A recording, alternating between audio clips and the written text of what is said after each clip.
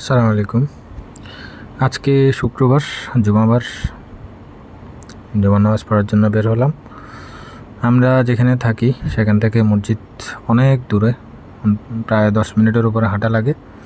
বাইরে অনেক রোদ, রাস্তা দিয়ে হেঁটে যাওয়ার সময় বিভিন্ন দৃশ্য দেখছি।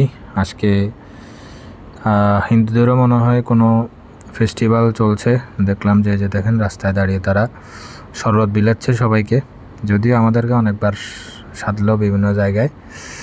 কারণ আমরা তো আজকে রোজা, আর তাতে এগুলো খাওয়া তো আমাদের শোভনীয় না, সেজন্য নেই। বাসা থেকে নামতেই অফার করা হয়েছে, রাস্তায় অনেকজন অফার করছে।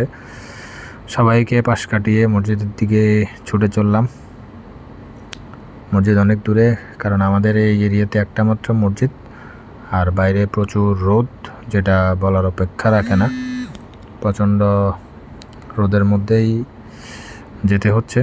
অবশেষে মসজিদে পৌঁছালাম। তবে প্রথম জামাত শেষ, দ্বিতীয় জামাতে নামাজ পড়তে হবে। নামাজ পড়ার পরেই নতুন একজন অতিথি কোরবানির জন্য একটা ছাগল রাখা বাইরে, কার জানি। তো ভিডিও করার সাথে সাথে দেখলাম যে সে উঠে ক্যামেরার সামনে পোজ দিতে চলে আসলো।